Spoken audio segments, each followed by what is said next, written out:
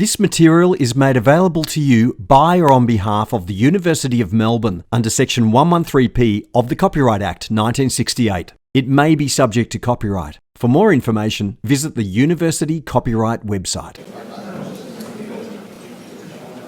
Okay, welcome everybody. I'm Barry Sanders, one of the two co-chairs for the conference. In our infinite wisdom with the conference, we scheduled the conference during American Thanksgiving, which is like Christmas here, so it's the big holiday, which meant that a lot of Americans weren't able to attend the conference. But the four you see on the screen, who are going to introduce themselves, have kindly agreed to speak remotely. So whereas the conference is fully in person, this is the one remote session, or meant to be the one remote session for the conference. It's 1 hour long. We'll start off. Each of the four will introduce themselves and a brief thought on the topic of this session, which is the future of quantum computing. So they'll each talk for 5 minutes. Then I'll run a back and forth where those four and I will have a discussion about points, and then I'll turn it over to the audience for questions. People have microphones, and so as long as the people on the screen can hear you when the microphones are on, that'll be good. Okay, so we'll have our hour. We'll start off with 5 minutes by each of them. Okay, so Scott, can you speak for 5 minutes? Sure. So it's great to be here virtually with three colleagues with whom I go back almost a quarter of a century. You know, as scared and depressed as I feel right now about the future of the world, I'm feeling kind of good about the future of quantum computing. You know, my situation is, you know, I just took 2 years off from quantum computing to work at OpenAI. In an AI safety and alignment team that no longer exists. But I'm now sort of getting back into quantum computing this year. I'm sort of looking around saying, you know, what have I missed? And, you know, like, it's true that like right now AI is sort of a lumbering giant that just sort of towers over everything else. But if you sort of took that away from the picture, you would have to say that quantum computing is in a really exciting time right now. I mean, it's only within the last year that we have started to see, you know, I would say genuine logical qubits that can sort of, you know, outperform the underlying physical qubits, and that, you know, look like, yeah, that they sort of could be a building block of a future a scalable system. You know, we now have 2 qubit gates, physical gates with about 99.9% fidelity in trapped ions and other systems, and, you know, depending on how you look at it, that's either very close to or already at, you know, the threshold for fault tolerance. So, you know, that was not true for, you know, the vast majority of the time that I've been in this field. Like, you know, people talked about that, dreamed about that, but, you know, the numbers, you know, if you just look at the error rate as a function of year, you know, it's gone down and down, and now we've reached the point where I think within the next decade, it is entirely realistic to be talking about, you know, doing quantum simulations that would be hard to reproduce with a classical computer, and that at the very least would be scientifically interesting, okay, to people in material science, in chemistry, in high energy physics, in other fields that care about quantum simulations. And then, you know, once that bar is cleared of scientifically interesting, then one can work on the higher bar of commercially useful to the, you know, the battery industry or the photovoltaics industry or whatever.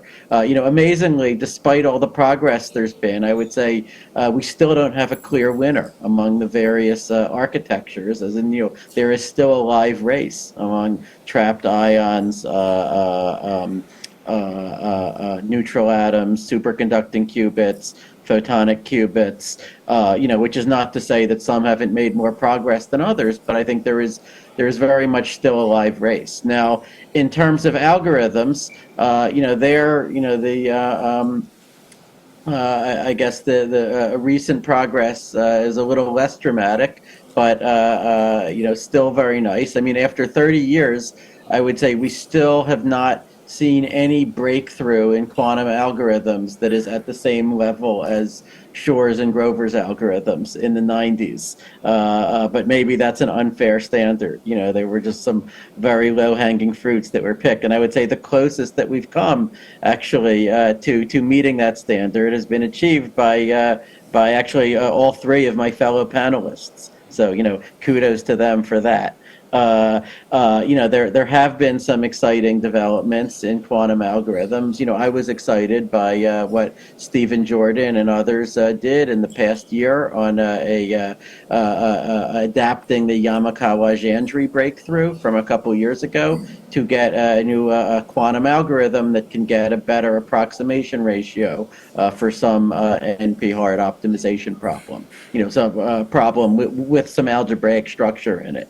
But there surely is more to be discovered in quantum algorithms.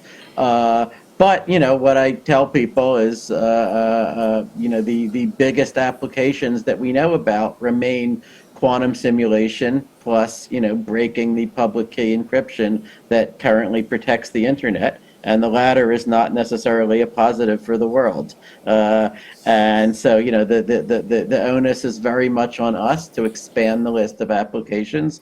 Of course, we know many Grover-type speedups, which are, it'll take a very long time until those become a win in practice. We know other algorithms, quantum walk algorithms, QAOA and so forth, that might sometimes give us speedups, but they remain very much subjects of active investigation. So anyway, I look forward to trading views about it with the other panelists. Okay, thanks very much, Scott. So Aram, please introduce yourself and then speak about... Great, yeah. Thanks, Barry, for inviting me, and thanks, everyone, for showing up. My name's Aram Harrow. I'm a physics professor at MIT, but I do quantum algorithms, quantum information theory, connections to many-body physics, all the theoretical side of things. And I was trying to think about what I wanted to say at an AI-oriented quantum conference. I don't want to take too long because I do want to get to questions and discussion, but I'll share a few thoughts. So one of them is AI has been very hot these days. It's it's really, I think, been very exciting to watch it, its trajectory, to see its impact on things, as well as like the promise of it. But it's also something where when you think about the future of AI, like where will large language models be in 5 years, there's a lot of uncertainty because you can't prove anything about them. And there's when you think about the advantages of quantum computing, it's worth keeping in mind that part of why we are confident in them, even though we only have 100 qubits that can do 1,000 operations or so at the moment, is this provable guarantee that they come with. And so it's been a thing that the field has relied on. It's sort of through this long winter of whatever you want to call it, of not big enough quantum computers. We have faith in the theoretical exponential speedups, and those have been really a guiding principle throughout. And they seem to be getting close. And it puts it in an uncomfortable situation with AI, because when you think about quantum machine learning or AI generally, you would expect it to work in regimes outside of the provable regime. The data is usually too messy to characterize.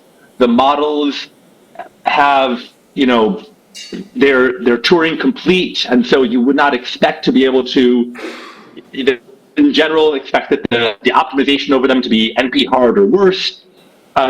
It's just sort of a feature of them that they're too complex to be able to pull things out. Like maybe have a theorem or two to go along with our intuition, but sort of broadly speaking, they're running beyond the range of theorems. Like maybe gradient descent works near a local minimum, but we're running it well outside of that regime.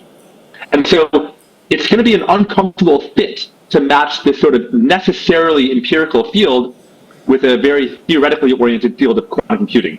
So I think, I don't have an answer to that, but I think it's an interesting challenge for the whole field. The other one, which a few of us have written about, sort of talked about it on and off, is if you had a QRAM, everything would be great, but we don't, and so we need to think about how are these algorithms going to work in an end-to-end manner. And there are a number of related things that go along with it, like how excited should we be about polynomial speed. And I think there's a lot of room for more thought about these types of questions. For example, so to be more concrete, quantum simulation has severe exponential wind, but a lot of the questions you want to answer are more than just simulation. Like you might want to say, what is the configuration of this molecule that has the lowest energy? Or what is the free energy of binding of this thing? And that's going to involve some tasks where you get an exponential win, and some things where maybe you get the square root advantage of Grover, or maybe you get a heuristic advantage of some machine learning technique. And so I think it would be one thing I would like to, I hope to see more in the quantum learning research of the future is how does a heuristic and possibly polynomial advantage combine with some of the known exponential wins in order to get an overall effective algorithm. Because if you exponentially speed up part of quantum simulation, but then other parts still bog you down, then you've lost the advantage. I think that's all I want to say for now. I'll pass on to the other panelists and look forward to the discussion. Thanks very much, Aram. So Andrew, please introduce yourself and then speak to the topic. Yeah, thanks, Barry. Thanks for the opportunity to speak as part of this panel. It's great to be here with my fellow panelists. So I'm Andrew Childs. I'm a computer science professor at the University of Maryland. My research is mainly on quantum algorithms. Yeah, I mean, I think a lot of great points have already been made about the future of quantum computing. I guess maybe the thing that I would like to emphasize, which I think has already come out in the discussion so far, it's just that there's a lot of uncertainty about what quantum computers will be good at.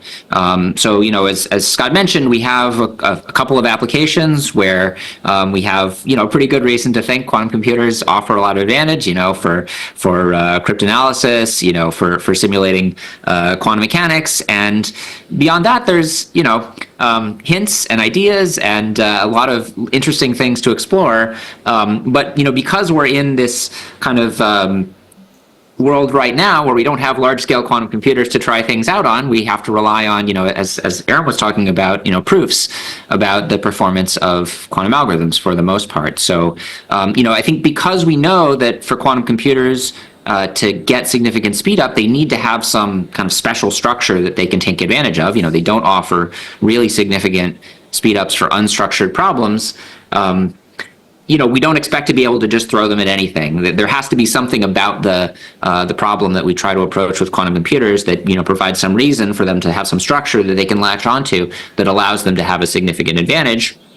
I think we don't have a great understanding of what exactly those structures look like. We have some examples, but and some things that we would like to explore. But it's definitely incomplete. Sort of our understanding of where we expect to see quantum speedups. So, I mean, I think that's both, it's exciting because there are many things to explore. There's a lot of possibilities. We may find that there are significant quantum speedups for problems that we, haven't even yet envisioned that, they might be good targets for quantum computers, and maybe we'll, hopefully we'll learn those things more and more as, we get larger scale devices that we can try things out on. I think the experimental advances, as Scott was describing, have been really, very impressive in recent years, and it's really exciting to see, how things will change as we have larger devices to try things out on. But I think there's a lot of, it's unclear what are really good targets for quantum computers. I think even for, let's say, quantum simulation, which is, I think a lot of people argue it's maybe one of the most compelling applications of quantum computers. I've certainly argued this because it's something that they're naturally suited to do, and it's something that if we want to understand things that behave according to the rules of quantum mechanics, it seems like those are things that should be hard for classical devices and that quantum computers should be good at. But it's not always so straightforward because there are often methods that have been developed just using classical computers or using theoretical ideas that allow us to get an understanding of some kinds of chemical systems or materials. I mean, people do a lot, computational chemists do a lot, let's say, with the, tools that they have at hand. So, when we're trying to do something useful with a quantum computer, we're up against, the difficulty of building a coherent quantum device that can do complicated calculations, and also the fact that, even classical algorithms can do very, very clever things. So it's, that makes it a complicated picture about where we could hope to see advantages from quantum computers. I think it's something that needs, a lot more exploration. But I think, we need to be sort of cautious about sort of our hopes for what we might expect to be able to do with quantum computers, and I guess only time will tell. So maybe I'll just stop there, and happy to pass things on to Eddie. Okay, thanks, Andrew. And Eddie, again, introduce and speak to the topic. Thank you. Hi, my name is Eddie Farhi. I was trained as a particle physicist. And in the late 90s, I got turned on by the idea of quantum computing, and I switched my interest. And I stayed working on quantum computing since then. My main interest has been the development of quantum algorithms. I'm sort of eternally optimistic that a quantum computer might be good for optimization. And let me see, about 6-7 years ago, I actually started working for Google. So I'm a principal scientist at Google. That's my employer. I'm not a mouthpiece for Google. I say what I want, but I am a Google employee. But I still hang out at MIT. In fact, I saw Aram today at MIT. Now, the development of quantum algorithms is a tricky business because, the usual standard is that people want us to prove that things are capable of doing things. And proving things in a computer science language often means showing things in worst case. But when I first went into quantum computing, I started talking to Michael Sipser. He said, there's no such thing as the set of worst case instances of anything. And I didn't really know what that meant, but it took me a while and I kind of understood it, which is if you say what you think is a worst case set, if you ever look at one instance in it, you might be able to solve it.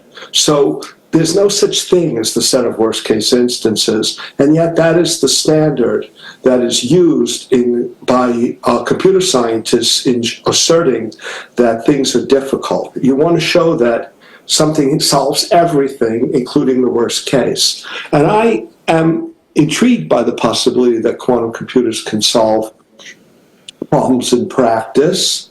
Peter Shor gives a talk where he talks about the development of classical algorithms, and he talks about simulated annealing as one of 4 examples of classical algorithms without provable guarantees that work extremely well.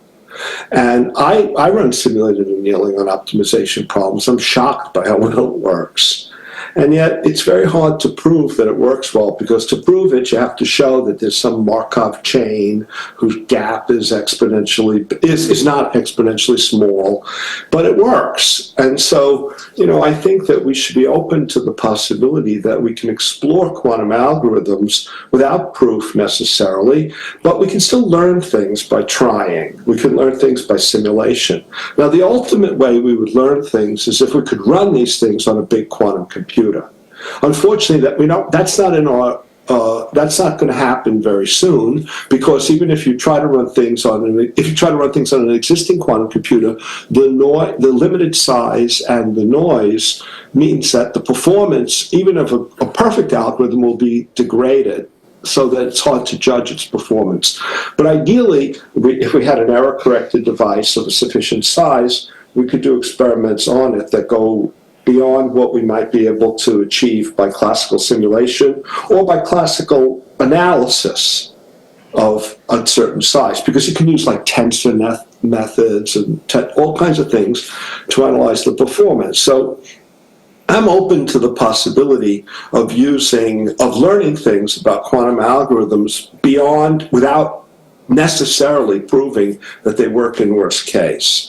And I think we've learned a lot of really interesting things about quantum algorithms that are not simply associated with that one particular line. Now, and so I remain a practitioner. I don't really like to talk about whether I'm optimistic or not. I just decide what I'm going to do. And what I do is I work on things, and that speaks to the fact that I think they're not crazy. And that's good enough to keep me going.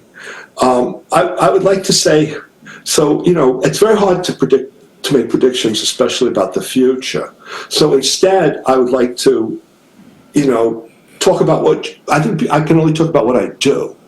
And what I do is attempt certain mathematical approaches to quantum algorithms, which are either successful or not. I want to say one other thing about simulation, which people were talking about regular fault-tolerant quantum computers. But there are other platforms. For example, there are people, for example, today Aram was talking about the Fermi-Hubbard model at MIT. But people have optical lattices with 600 wells in which they put fermions, and they can't put two at the same spin in the same site. And they measure properties of the Fermi-Hubbard model. Now, there are questions whether the things that measured are still simulable or not. But there are things, if you're interested in physical simulation, there are things which are not just gate model computers, but beautiful atom arrays, which are, they're way colder than superconducting devices. They're technical marvels. And they have 600 fermions. And there's no sign issue problem because they've got 600 fermions inside of the wells. And you can't put two in the same spot. So what I'm saying is the sign problem is solved. And so I think that there are ways we can look, there are physical systems which are interesting beyond gate model quantum computers. That's all I wanted to say. Okay. Thank you. Thanks a lot, Eddie. Thanks all of you for the comments. I'm just thinking about things to discuss as you're speaking. One, so Aram mentioned explicitly the algorithm versus heuristic comparison, and then that's come up in all the discussions in various ways. But, like when we go to, Scott, you use the terms from, the polynomial hierarchy for decision problems. So, like we have the sense of, the algorithms, the rigorous proofs of complexity, the worst case scenario. But a lot of people at this conference in working on the intersection between AI and quantum computing are doing the messy heuristic tests. And it's come up in the discussion, so there's I did some stuff a number of years ago where I bought time on D-Wave and I bankrupted myself before I was convinced that I saw anything meaningful. So the point I'm trying to get at is, in this messy world of heuristics and empirical studies, at what point is a result convincing in showing a quantum advantage? And then whoever wants to speak, go ahead. Yeah, so we now have almost 20 years of people trying out heuristic algorithms, originally on D-Wave devices and now on a wide variety of devices. Of course, for even longer than that, people have been running classical simulations to try to understand empirically the behavior of quantum algorithms beyond what we can prove. And I should say that is absolutely an essential thing to do, and we should do it. I think the fundamental difficulty is that it's not enough for your quantum heuristic to do well. It's not enough for a quantum heuristic to beat the classical brute force or classical exact algorithm. Rather, the quantum heuristic has to beat the best classical heuristic that is out there, right? So we have to do a head-to-head comparison. We have to make it as fair as possible. And then, what we want to see is not just that like, for example, a quantum device is winning by some constant factor, where that might be for problems of finding the ground state of this particular quantum system, right? So then you would say, well, it's no surprise like that, this system is very good at finding its own ground state, and even if I removed quantum behavior from it, it still may have been good at that, right? What we want to see is sort of better scaling, right? We want to see, and in particular, we want to see sort of better performance that is because of quantum interference among entangled states in an exponentially large Hilbert space, and that is not because of any other reason. Right. And so I think, it is hard to do science about this, if you want to, our, experience of the last decade or two has underscored what a lot of the difficulties are. But I mean, basically, what I want to see is, first of all, like every day or week, I'm seeing papers on the archive about, quantum approach to such and such, either quantum neural nets, quantum finance, and often it doesn't even reach the point of doing the comparison against the best classical algorithm that we know. Okay, so then that can just be discounted right away, right? If you're just not doing the comparison, then, we're not asking the central question, right? But then, once the key question is asked, then what we want to see is sort of better scaling behavior, and ideally to to have some sort of story about what is going on. Like this is a tunneling effect, like we saw in the quantum walk on the glued trees, right? Or this is a Grover type speed up, right? Something that helps us understand, why should we expect that as we scale up to larger and larger systems, this speed up will not go away, but will rather get better and better. Okay, I'm going to object to that. I mean, I think it's just so narrow to have one criterion for deciding whether a paper is interesting, which is whether there's evidence that it beats the best classical. Like, I work on the QAOA, and there are really interesting phenomena on the QAOA where it seems like if you look at the parameters of which you use to optimize the QAOA, they fall on universal curves. Now, understanding why the parameters fall on universal curves, we see this in different settings, is itself interesting, but it doesn't address the issue of whether the algorithm is better than classical. So there are tons of questions you can ask about algorithms, which are not simply the only question which I hear about, which is, does it or does it not beat the best classical algorithm? There are other things of interest to people who pay attention to the field. Without doubt, there are thousands of interesting questions that you could ask, and people are free to write papers about any of them. Now, when I'm out there talking to people in the investment world or the funding world or journalists, every week, I am dealing with people who see all these papers and have taken from them the impression that, well, there must be a quantum advantage for all these tasks that is known, Okay. or else why are people writing all these things about it? Okay, well, that's your burden, that you feel like you have to defend. That is indeed my burden, and that's your burden that you have to. That is what I deal with. That I think we have to look at what is the sort of perception in the external world, and it's that quantum is a synonym for awesome. Quantum speeds up everything, right? And in particular that we have quantum image recognition, quantum handwriting recognition, quantum neural nets. I mean, we've seen companies go public on claims about these kinds of applications, or pitch to investors on these claims, and they say, well, look, there's papers about it. And so I think sometimes it's not enough when writing a paper to not say anything false. Rather, in an environment like this, one has to anticipate and head off the ways that people are going to misinterpret things. Well, I don't understand this. I don't feel this burden whatsoever. I don't care. All right. I just don't care. I find it odd that you feel like this is, something you have to fight for. I mean, I don't care what people say. I don't care what people say after they read my papers. I just care that my papers are correct. That's it. My papers are correct, period. Oh, okay. I mean, I would say if some people don't feel the burden, then that doubles the burden that other people have. Oh, well, gee, that's a very transactional way to put it. Okay, fine. I want to come back a little to Barry's question. I mean, it's a good question of like, how will this be received and what should the impression should you give? But just like, if you're playing around with the D-Wave machine, how should you feel about what you're seeing? And I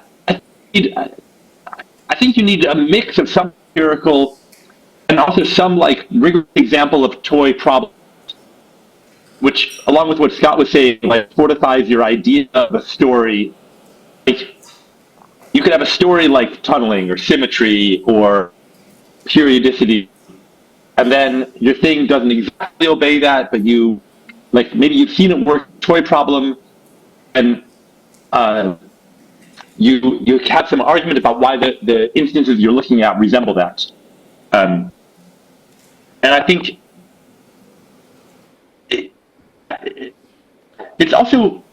it's true that ultimately, if you want to know if there's going to be a speed up, you want to compare against the best classical heuristics. But it's tough because those are also much more mature algorithms. So one analogy I think is good is like in cryptography, like you're trying to ask a question of like, will we ever find an algorithm that performs the algorithms we already know? And that's kind of like people study in cryptography. Like, it's a lattice crypto system. The standards do this well, but if you thought about it for 20 minutes, you do better. And you have to ask those kind of questions a lot. And one thing that people do when they're looking at random number generators is they say, well, before we can solve the attacks, let's just look at some of the summary statistics, and do those look plausibly random enough? So, yeah, I mean, I guess I didn't know your answer to it, but some comparing with the obvious algorithms and having a toy, trying on some toy examples, I don't think you always have to compare it against super optimized thing. If there's some structure the quantum algorithm can't see, but manages to have a step for without being explicitly told about that structure, and then there's a classical algorithm where if you explicitly told it about the structure, it can find the speed up.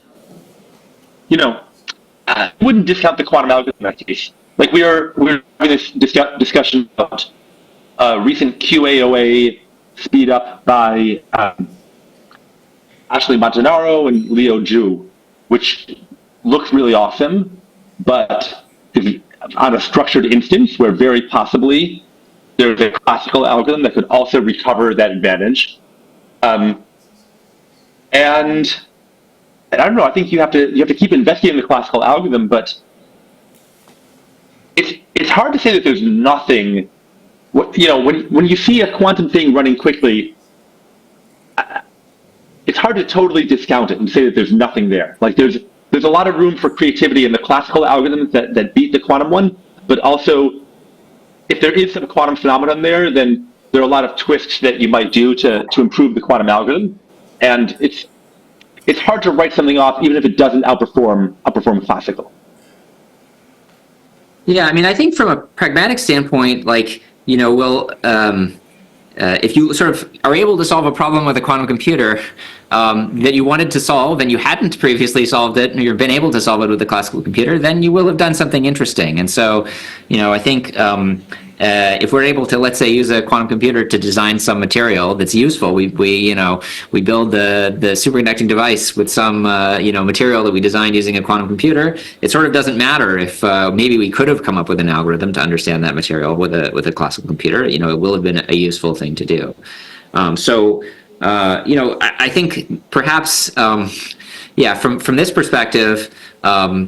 We want to understand what quantum computers are good at, and we're going to do that by sort of, looking at toy examples and trying to come up with explanations of why our quantum algorithms are behaving. And we should absolutely have those kinds of things. We should do that. But ultimately, hopefully we will actually use them for something that somehow people are really interested in doing. And I think maybe that's at some point the gold standard, that we were able to break some code that people tried really hard to break with classical devices and they weren't able to break it, or solve some optimization problem that we weren't able to get the answer to classically, and we were able to get it with a quantum computer. I think it's unlikely that we will be able to do those things by sort of like fumbling around in the dark. Like there needs to be some guiding principle. We need to have some understanding of what are the structures that we can really take advantage of. But I think sort of how we'll really know that we've done something that somehow quantum computers were really useful for is when yeah, we get the answer. We wanted to have that answer, and we weren't able to get that answer another way.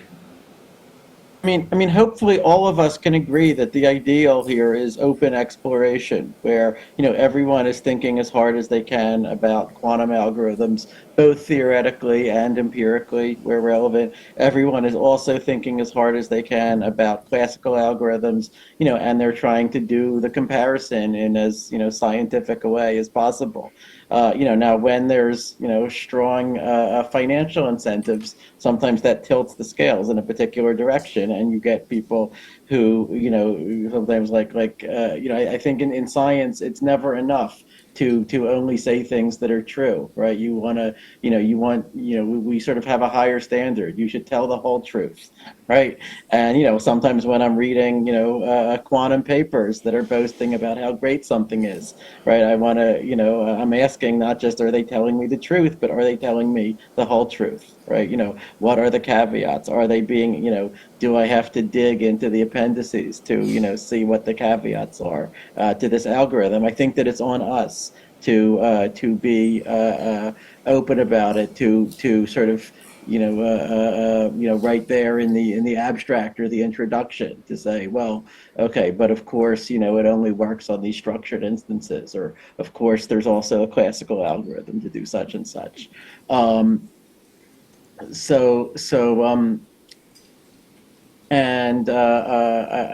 think what was I going to say?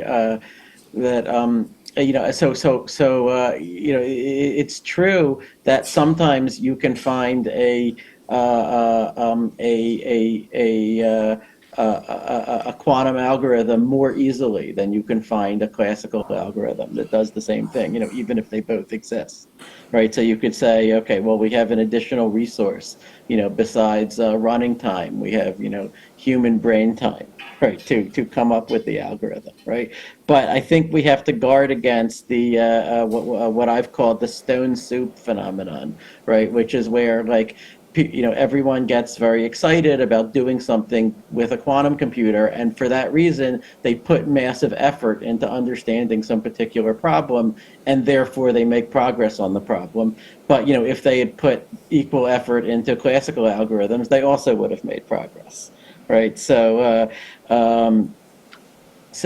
we have to try to, separate out the component that is really coming from, the thing that got us all excited about quantum computing in the first place, which is the ability to choreograph these patterns of interference to get a speed up over what you could have done with a classical computer. And I think the scientific challenge remains of sort of finding the set of problems where that really helps the most. So now Eddie said before, there's no such thing as a worst case set of instances, right? Well, I think you have to be careful there, because there is such a thing as a worst case distribution over instances, or like a distribution over instances. That's going to get technical. Yeah, I'm not so sure about that either. Well, no, you can have a district, like, for example, for computing the parity of n bits, right? We would say, if the bits are random, then the algorithm's performance, on that random ensemble is the same as what it is in the worst case. And, one can give an argument for that, a sort of worst case, average case. Yeah, I guess I don't follow that. Maybe it doesn't matter, but I wrote the paper showing a quantum computer couldn't speed up the. I know. That's why I mentioned it. I know. Yeah. Okay. Yeah, I know. But So I think figuring out for which ensembles of instances or which distributions of instances you get a speed up, and if so, by how much, and if so, what principles of quantum algorithms are being exploited there. I think that is we should see ourselves as working together on this scientific quest to try to understand all of those things. Well, I guess my what I don't totally resonate with is this constant use of words like understanding, insights. I don't understand it. Like, for example, we have results on how the QAOA performs on the SK model. Mm-hmm. And we analyzed it at infinite size, mm-hmm. and we prove theorems. We prove what the performance of the QAOA is at infinite size. We beat the best assumption-free classical algorithm at depth 11. Okay, we beat it. We beat the best assumption-free classical algorithm. I have no idea how it works. Zero. I don't know. I have no idea. Neither do any of my collaborators. I have no insight, nothing. And yet I know it works. And as you increase the depth, it seems to be going to Parisi. So, I just don't know why it works. I don't. But I did the calculation with my collaborators and we see results. I mean, But wouldn't it be great to know? No, wouldn't it be great to know how it works and somehow use that insight to do something else? I mean, wouldn't that be a good thing? That'd be great. Yeah, but I mean, I think understanding is overrated. I really do. I think understanding is an overrated concept. I'm not that interested in understanding. I'm interested in calculation. I mean, I think that if we had a situation in quantum computing that is analogous to what now exists in generative AI, where we just have, these utterly civilization-changing, suite of algorithms, even though no one really understands how they work, and then we would have the luxury to say, well, just here it is, take it or leave it. But I would say that that's not the situation that we're in quantum algorithms. The situation in quantum algorithms is much more that we have speed ups mostly, for very specialized problems, and so we don't have the luxury of disdaining understanding. Okay, that being the case. I mean, I think it's like obviously we would like to have understanding, but it may never come. Yeah, and I think understanding is a false idol. I really do. Okay, so that was great. Fireworks, emotions. We love it. Okay, so we'll take a bit of time to go to the audience. And hello. Hi, everyone. Yeah, Maria. I think most of you know me up they there. can't see you, though. So. Yeah, exactly. Sorry. What you're saying is really, I think, absolutely crucial. Let me try to summarize it in my own words and try to then motivate for a third type of argument we should start to cultivate. So basically what you're all saying is that the computational complexity arguments that is the culture of quantum computing is not very useful in a field like machine learning, and I would almost argue in many quantum applications for real life. And I'm absolutely surprised that you all agree about that, more or less, and very happy to hear that. And now you're bickering around the idea of our second argument that we have, since we can simulate things or have toy problems. Go to a question, though, if that's okay. It's important, though. Oh, gosh, I feel like I'm in court. No. The second argument would be like, okay, can we, in heuristics, prove speed-ups or that one algorithm performs better than the other one, best known classical, and so on and so forth. But isn't there a third argument, and this goes to understanding, but I think a different way of understanding, not understanding why something is better, but a way of understanding why something works. And to give an example in machine learning, for example, if we can show that a reasonably unique quantum routine can reveal features that are just interesting for generalization, and we can show that this is interesting, that would be an absolutely powerful argument that I don't see in any papers at the moment, and that I think many more people should talk about and think about. And maybe, Aram, towards your little comment that machine learning is empirical, this is not true. This is true for deep learning. Maria, it's not really a debate, so let's just go to a question. Okay, so last statement is, there's a lot of theory to machine learning that tells you what is interesting and it's not, but it doesn't live in deep learning, so it lives in statistics or other parts of machine learning. Sorry if I overstepped my time. Okay, good. So we have some statements challenging the discussion. Do you guys want to make any responses? When you said something about the culture of computational complexity, not being useful for what we're doing here. I mean, I think some parts are and some parts aren't, right? The part where you try to clearly define, what resources am I using? Am I getting a benefit, using quantum compared to not using it? Which were the questions that Bernstein, Vazirani, and Simon and Shor asked, 30 years ago. Those remain define very good questions to ask. I mean, of course, you can't answer everything that you want on the basis of theorems. And so, at some point you also do numerical simulations. You take any form of evidence that you can. But I think clearly defining, what you mean by an advantage, trying to quantify, is this just a constant factor? Is there better scaling behavior? I think those remain as relevant as they ever were. Any other response? Yeah, and I think I think we're not that far apart. I think there's a role for theorems in machine learning, and we don't expect those theorems to fully explain what's going on in the algorithm, even for something provable like a kernel method or regression. You say, okay, well, the algorithm provably does solve this problem, but then how is it actually going to do on some out of prediction? That's going to depend on the details of my data. And I think I can submit that when you put the whole package together, you're going to be running it on something outside of the provable regime in the interesting cases. And I think that's even if it's not deep learning. We rarely are given a bunch of points that are a linear model plus Gaussian noise. And we know that that's actually the correct description of the model, for example. But for sure, it's still worth looking at the theorems. And maybe the question is then, what is the role of the theorems? And I view them as you get a really solid understanding of a toy model, which lets you guess about an extrapolation to the situation in front of you. So I think the toy model has its use, even though it doesn't literally describe the thing in front of us, because hopefully it resonates some of the stylized features of it.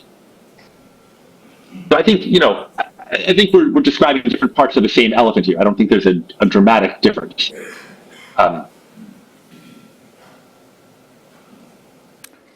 Any more comments?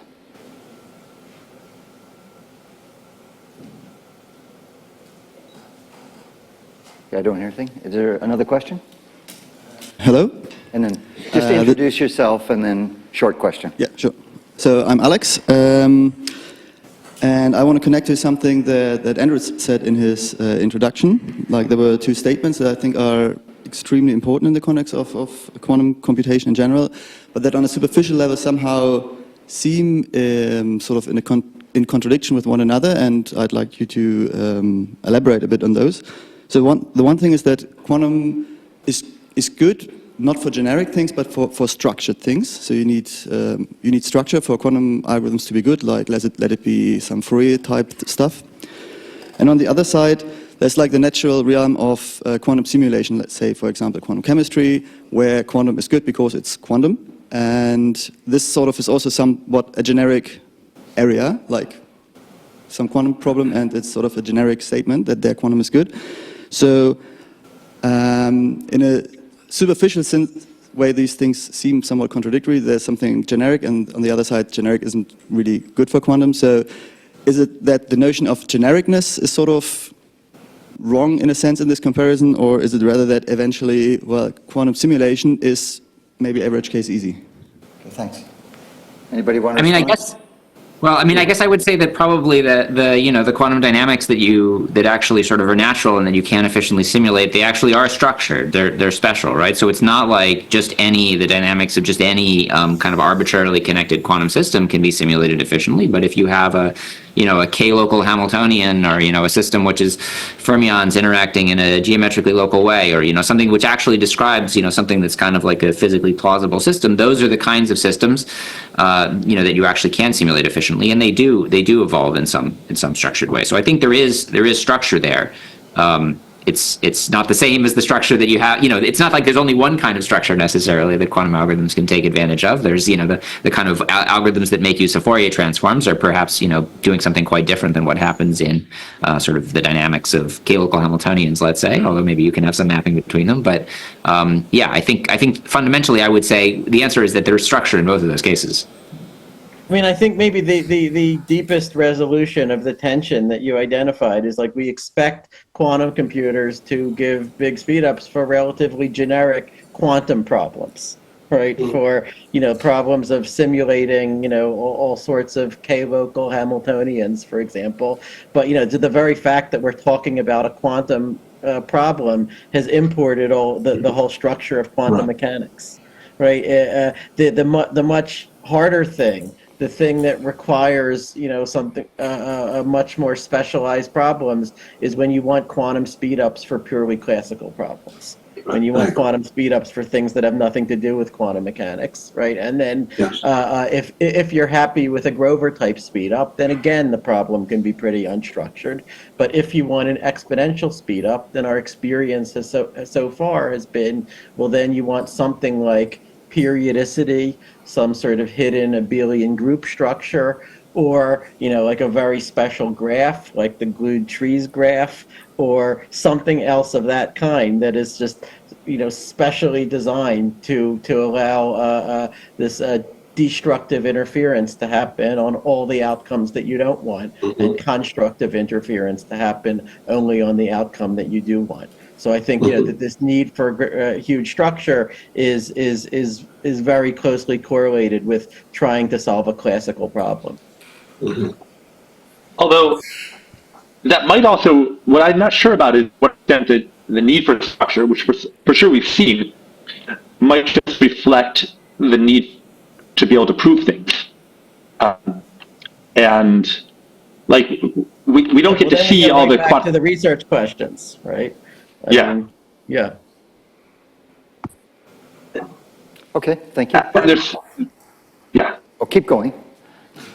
Well, anyway, just for quantum simulation problems, there are many quantum simulation problems where chemistry and people don't know how to simulate them in a classical computer.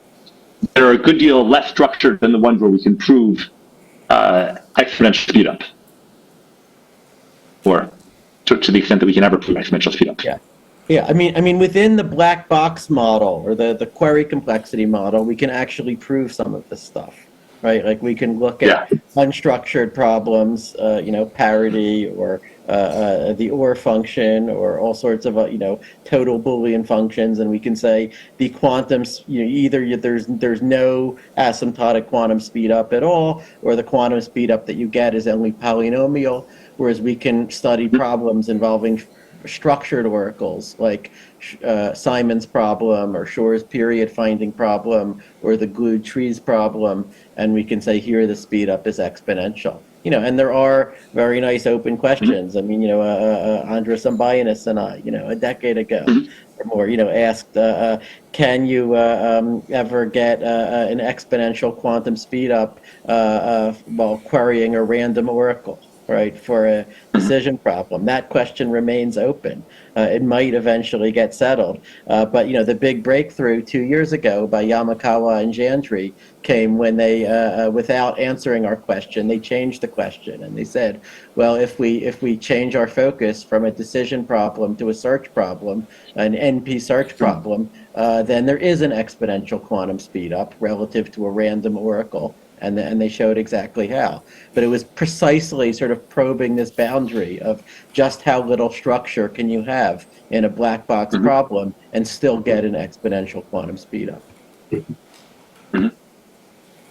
I think that's right. But also I think another approach you can take is look at physics and see whether there are phenomenon which you can then translate perhaps into some algorithmic advantage. For example, quantum systems tunnel through wells, and you might ask yourself, can I set up a problem where the solution, it's some optimization problem where there's a barrier, and quantum mechanically I tunnel through it, but classically I can't overcome the barrier, and there are examples of that. So, or the things Andrew and I used to work on, which is how, propagating through all kinds of structures, you see that quantum things move faster than you might have imagined. Just like you just take the hypercube, and if you start in one corner of the hypercube and you quantum walk, you end up on the other side in time pi/2 or something, whereas classically you would just get lost in the middle. Then can you turn that into something, some kind of advantage algorithmically? And that's the kind of stuff Andrew and I worked on. So I think that's another approach to it, which is just look at the physics phenomenon and ask, is there something weird in physics that you can then take advantage of in an algorithmic fashion. Yeah, and your group has had more success on that than anyone else has. So. Okay, thank you. Okay, thanks. So we have time for one last question. There's one at the back. Mm-hmm. Please introduce yourself and ask a short question. Oh, I don't. There. Oh, Abu Fazal? Okay, so go to him, I guess, and then over here. But short introduction, short question. This is Abul. So my question is actually about the heuristic quantum AI. So what is a fair comparison in that domain between quantum algorithms and for example, classical algorithms? Because we have a small quantum computers and we have for example, if you think about the deep learning, we have a classical algorithms with millions of neurons. So if you just look at the accuracy, I mean, what is a fair comparison? I mean, when can we say that our quantum algorithms are decent? Okay. Yeah, question's clear. Any answer? Well, I think part of the value proposition for quantum computer has to be beating an unfair comparison. Like the qubits are always going to be more expensive than classical bits. So, that's why we always need some kind of speed up. And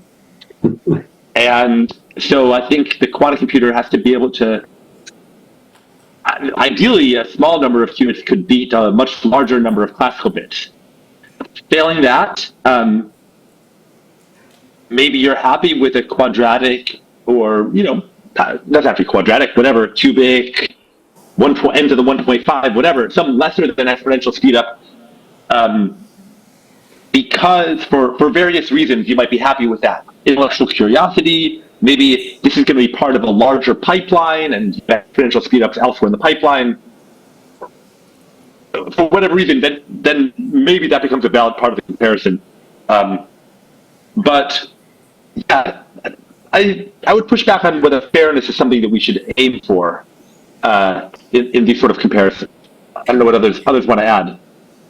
Yeah, I would say, we shouldn't think about this as if like there's some rules laid down from on high about like what counts or doesn't count as demonstrating a speed up for quantum machine learning. I mean, like any type of evidence is fair game, but what I want to see is some process was followed that could have led to the conclusion that, there is actually no quantum speed up for this task or with this class of quantum machine learning models, right? I want to see that a sort of, it's not that someone just wrote at the bottom line, okay, we need to see that quantum is better or else we can't publish our paper. And so now let's go backwards from that to just sort of fill in the justification that is consistent with that, right? I want to see a process where we actually tried as hard as we could to to equalize what could be equalized, right? Study, for example, a small quantum neural net versus a small classical neural net, and so is the quantum neural net getting an advantage that could not, as Aram said, that could not be easily replicated by just adding a few more neurons to the classical neural net, and then better yet, if we can sort of get some understanding of what is going on there. Why is that the case?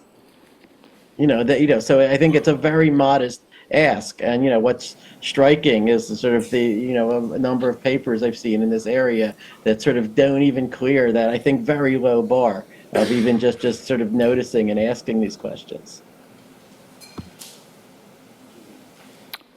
Okay, I think we're almost out of time, so we won't be able to take any more questions. I'm sorry.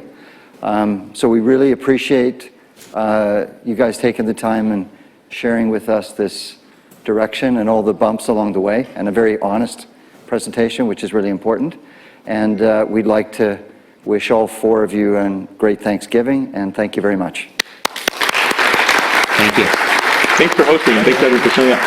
Yeah, thanks a lot. Yeah. Good day. I'd love to come to Australia next year. Yeah, next. I've enjoyed all my trips there, and if I get family permission, I'll be back another time. Yeah, well, next time we'll do it not during American Thanksgiving. All right. Yeah, thank you. Yes. Bye, everyone. Bye. Thank you. Bye. Okay, Bye. bye. Everyone. Good spot. was a good time. Bye-bye. Okay, bye. Bye.